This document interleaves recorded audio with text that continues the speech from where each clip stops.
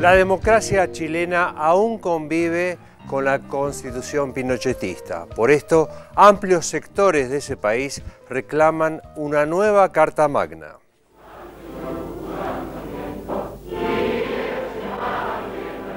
A 22 años del final de la dictadura de Augusto Pinochet, la sociedad chilena aún se rige por una constitución dictada por los militares golpistas. Esa Carta Magna, la 10ª en la historia del país, fue aprobada el 11 de septiembre de 1980 y entró en vigencia 7 meses después, derogando la Constitución histórica de 1925. Con ella, se proscribió la política y se entregó a los militares el papel de guardianes de una débil democracia. Ese mismo texto, con algunas reformas, es el que aún está vigente y es visto como una de las más pesadas herencias que dejó aquel tiempo cruel. Por eso, cada vez son más los sectores que plantean la necesidad de una nueva constitución.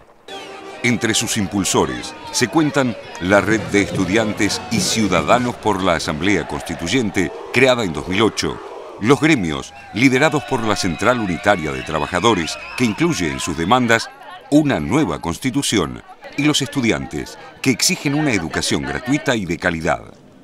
Sin embargo, quienes abogan por el cambio no encuentran consenso en cuanto al método. El debate es entre la posibilidad de una asamblea constituyente o una reforma que complete la realizada en 2005 por el presidente Ricardo Lagos. En oposición, desde la derecha del escenario político, se apuesta por el rechazo. Se asegura que un proceso así cuestionaría la gobernabilidad a poco más de un año del fin del mandato del presidente Sebastián Piñera.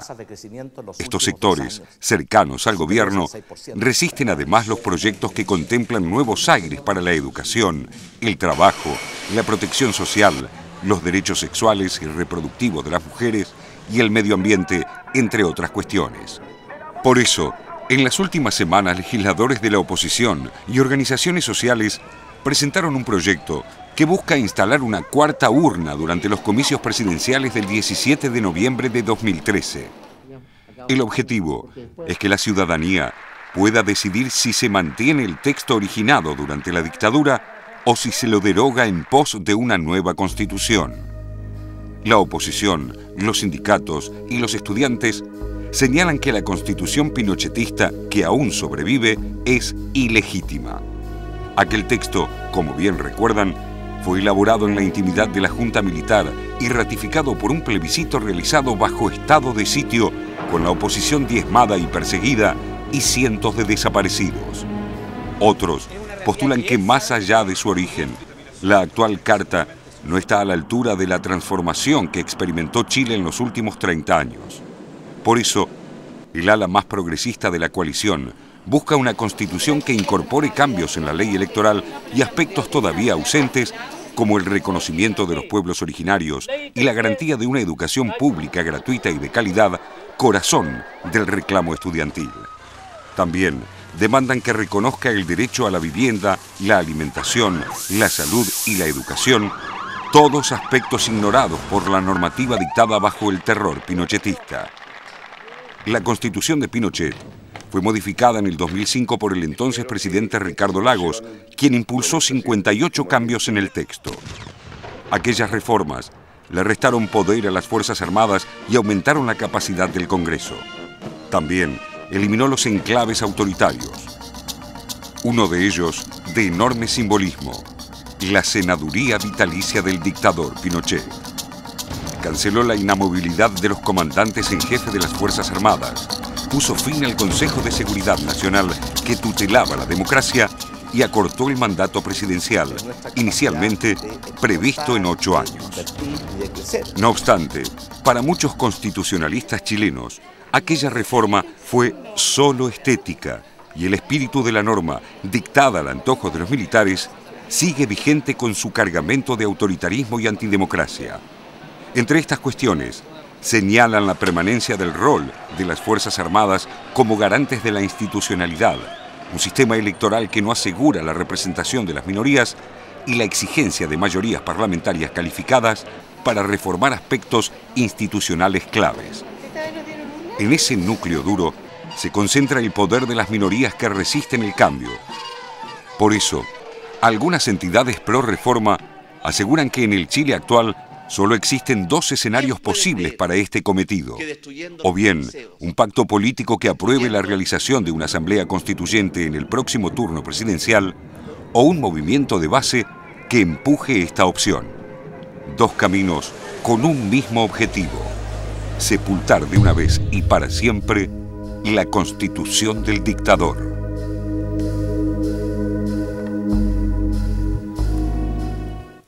Creo que hay cosas generales para pensar y cosas particulares, porque en Chile, si bien es cierto que la Constitución de 1980, como se dice en el informe, fue redactada durante la dictadura y para perpetuar justamente a la dictadura, también es verdad que en el 2005 se modificó y sufrió muchas modificaciones. Entonces, ¿se puede hablar de la misma Constitución o no?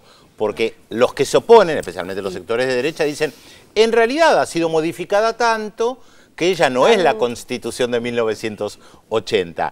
Y los que se oponen dicen, no, si bien es verdad que se quitaron algunos de los enclaves autoritarios, algunas de las cosas más irritantes, la base sigue siendo la Constitución de 1980. Tienen trampas todavía, claro, por las cuales no pueden zafar. Por ejemplo, el tema del quórum. El tema del quórum, la exigencia del quórum es tal que les impide justamente modificaciones sustanciales. O el otro tema que me parece que es fundamental es el tema de menos Estado, más mercado, digamos, una constitución muy neoliberal que dejó, que no fue modificada en el año 2005. Y por eso esa sería una cuestión más político-económica, no necesariamente ligado al contexto autoritario de 1980. Bueno, todas las constituciones son políticas. Claro, exacto. Cuando te dicen el Estado tiene que hacerse cargo de la salud o de la educación, es una decisión. Sí. Ahora, veamos el famoso artículo 45 que estaba en la Constitución de 1980, porque ahí se decía claramente la cuestión de los senadores designados por votación directa que durarán 8 años, se renovarán alternadamente cada 4 años, y los expresidentes llegaban al cargo, sí habían estado 6 años de forma continua, y llegaban también los comandantes... Como senadores vitalicios. Claro, como senadores vitalicios, los comandantes de las Fuerzas Armadas. Que esto fue modificado, recordemos que así llegó Pinochet al Senado en 1988, pero en 1988 también, que hubo todo un debate al respecto. Estaba mirando también un artículo que publicó en su momento el presidente Eduardo Frei en el diario La Época, donde decía que no convenía llevar adelante acusaciones constitucionales contra el general Augusto Pinochet porque eso los iba a llevar a quedar presos de la historia, había que mirar para adelante, y uno de los argumentos justamente de los que se oponen a una verdadera reforma y a una asamblea constituyente es que es mirar hacia el pasado, que ya se han quitado los enclaves autoritarios, hay que mirar hacia el futuro, pero eso yo creo que lo que demuestra es la trampa de la concertación, que estuvo todo el tiempo agarrada con esa constitución que trató de no modificar. Hay una pregunta, siguiendo esa línea, hay una pregunta todavía más incisiva, porque ¿es legal la Constitución de 1980? Porque se ganó en un plebiscito,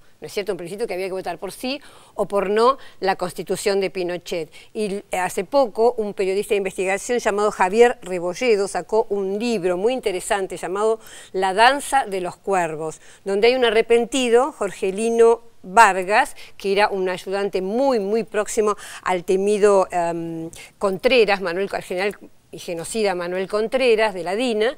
Este hombre, este arrepentido, cuenta que por orden de la inteligencia militar se votaban varias veces, porque no había registros electorales, sino que cada uno iba con su cédula a votar. Entonces ellos recibieron la orden, 3.000 personas, 3.000 agentes, recibieron la orden de ir y votar varias veces recorriendo todo el país. Entonces la pregunta, si vamos a decir, hablar de legalidad, si esa Constitución es legal, ¿no? Sí, indudablemente. Hay aspectos, ahí sí volvemos al punto inicial de lo que estaban planteando ustedes, que necesariamente son políticos, la lectura que hay que hacer y la explicación que hay que hacer, porque legal o no legal, en todo caso, la reforma del 2005 la legaliza, la legitimiza. Claro.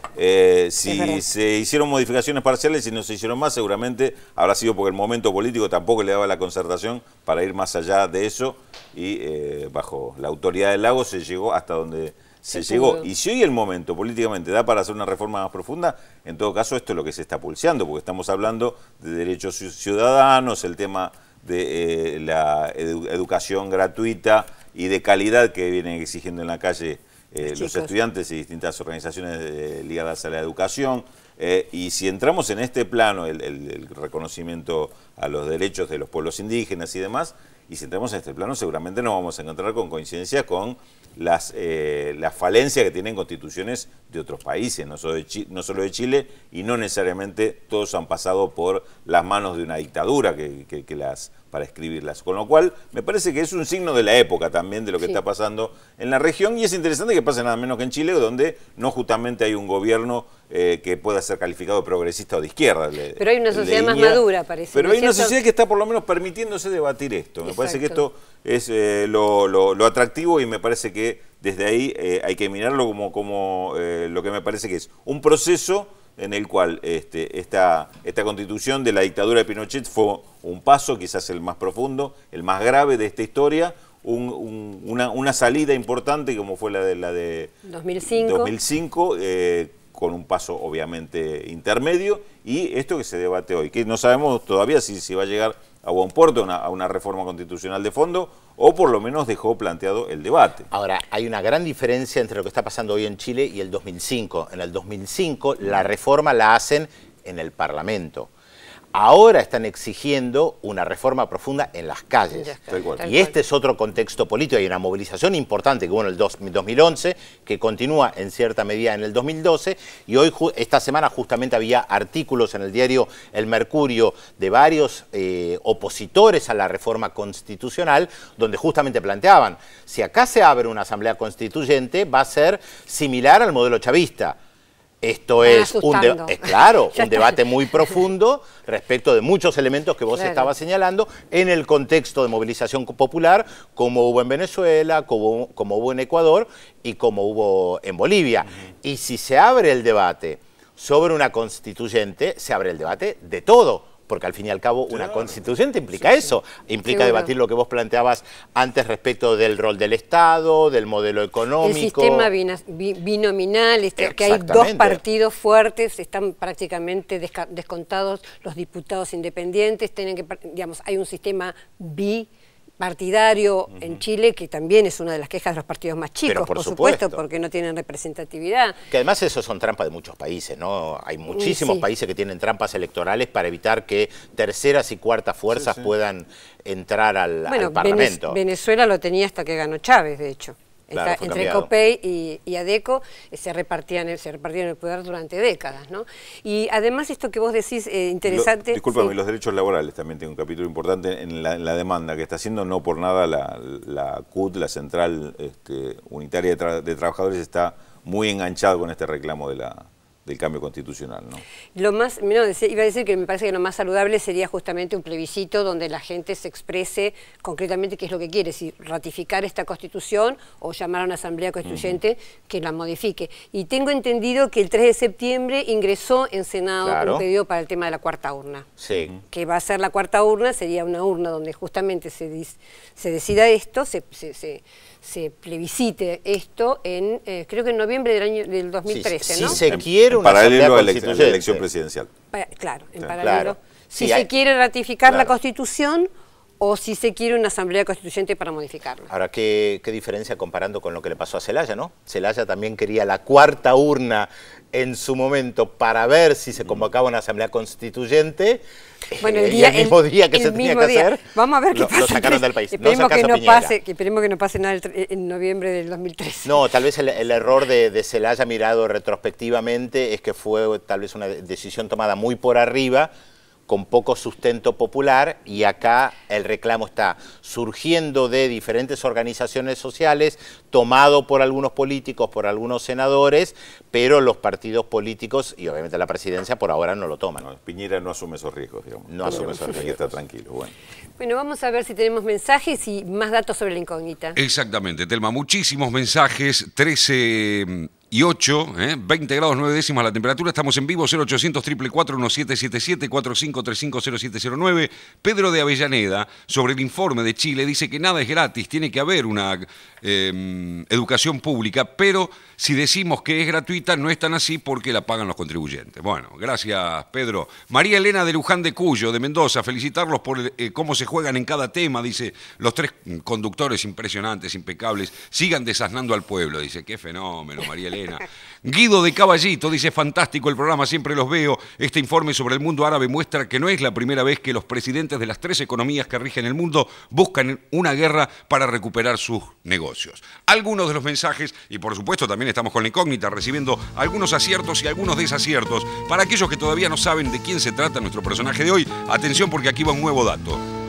Los problemas económicos de su familia, es decir, la de nuestro personaje, le impidieron terminar sus estudios secundarios y desde muy jovencito lo impulsan al mercado del trabajo. Primero como aprendiz de una imprenta y luego en el periódico El Socialista. ¿De quién estamos hablando? 0800 444 1777 4535 0709. Nueva pausa en Visión 7 Internacional, no sin antes contarles qué va a venir en el próximo bloque.